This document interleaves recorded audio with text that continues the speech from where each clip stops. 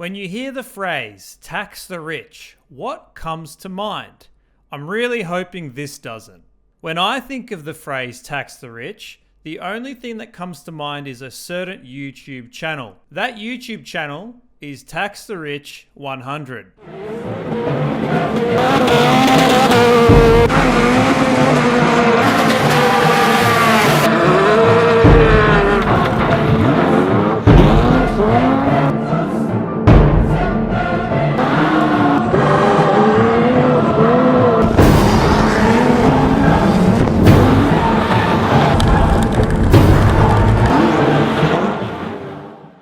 Most of you would know this channel from the early 2010s, hence probably why you've clicked on this video. This is when they started releasing short but notable supercar or luxury car videos. Each video would include a highly expensive supercar or luxury car being thrashed around a large property by some unknown driver. In their first video, they take a Rolls-Royce Phantom off-road and they thrash it around some random farmland or property, and the public went absolutely bananas about it. This car, brand new, can cost upward of $400k in Australia, yet this person is ripping it up on the dirt, wet grass, and in puddles. Tax the Rich goes on to upload 4 more viral videos drifting and thrashing extremely rare cars, including a Jaguar XJ220, a Rolls-Royce Phantom, Ferrari F50, and a Ferrari F40 GT. To this day, only 5 videos were ever uploaded on YouTube, and the last being exactly 7 years ago. I will note that allegedly 2 more videos did exist, including the titles Ferrari Enzo Slides and F50 Showdown, but they were removed and I can't really find much information on it. So where did they go and who was behind it? Let's take a deep dive in the alleged identity and whereabouts of these creators. Now before we get into it, can you please support the channel? Hit that like button, hit that subscribe button, and leave a comment if you want to. Thanks. Let's start off with the most common theory, which was uncovered very early on in 2013. Now after the first few videos, people were so fixated on finding out who was behind this YouTube channel. So they started to track down the location of each video to work out where it was based. An automotive news outlet by the name of Speed Monkey claims in 2013 that they have enough proof to link this channel back to an English rally car driver by the name of Harry Hunt. They do this by using Google Maps and matching up locations in each video, hence they claim it links back to him. The reason why they think this is because where the videos were filmed, the property is allegedly owned by John Hunt, who is Harry Hunt's father. He is an ex-owner of $1 million real estate company in the UK called Foxtons. Other than Google Map evidence, they believe this theory is true because it makes the most sense. Harry is a rally car driver, hence he has the skills to slide these luxury cars around.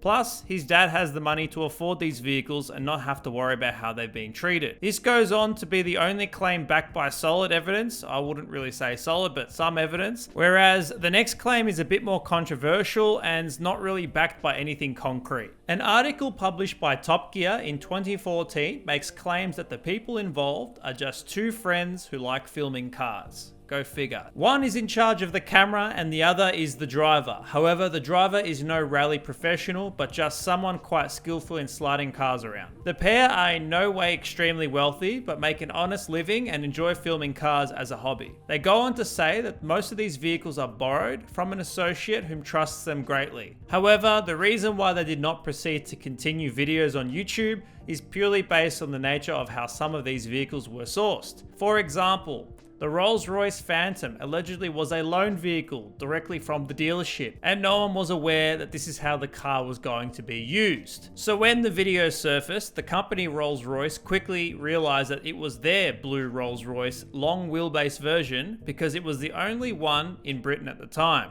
Now reading this, I thought straight away that they would have taken legal action. However, they didn't. This was because the vehicle was not damaged and it was well detailed before it was returned. Without the video, Rolls-Royce would have never known that this vehicle was treated this way. Allegedly, Rolls-Royce came to the acceptance of these videos because of how much attention they grabbed, and they offered them the Rolls-Royce Wraith to be used in their next video. It was actually mentioned in the article that any of the vehicles that were being filmed were not damaged and they were always returned back to their respected owner in the exact same condition. This Top Gear article supplies a length of detail and photography, which leads me to predict that they are the only people on this planet that probably know the true identity of these two mates. I know that sounds stupid, but there is no one else who have come forward to talk about the identity of these people. Now, to this day, their identity has been kept a secret, and it's possible that they could be running another YouTube channel or filming in the automotive scene and no one actually would know. So it begs the question, will we ever see more content like this from Tax the Rich?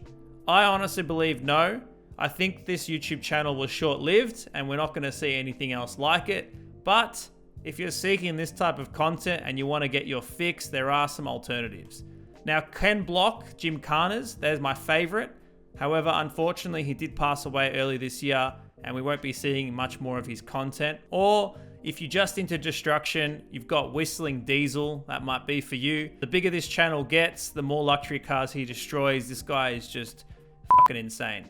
Regardless, TaxTheRich100 holds a place in my memory as an iconic YouTube channel of the 2010s, and I still sometimes jump on and just watch a few of the videos every now and again. I hope you enjoyed the video, and please don't forget to support the channel. I will see you in the next one. Now, if you made it this far in the video, I really appreciate you. Basically, I wanted to give you a quick update on where this channel is going. You're probably noticing my content is changing and I'm steering away from the reaction type stuff. I'm not really enjoying it as much anymore. I think moving forward, I want to continue completing some small projects with my cars. They take ages to film. That's why I don't do many of them. Plus, it requires money. But also, I'd like to put a bit more research into similar content like this. So if you see a video with like a green thumbnail and a picture, this is the type of content that takes it a little bit longer to script and also to do the research on. Keeping in mind, it's never going to be 100% accurate, so don't hold me to it with the facts, but it's whatever I can find and what I enjoy making.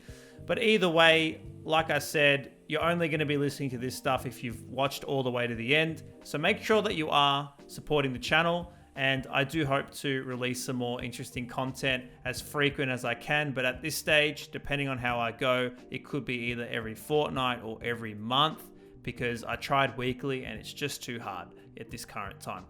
Either way, I'll catch you in the next one.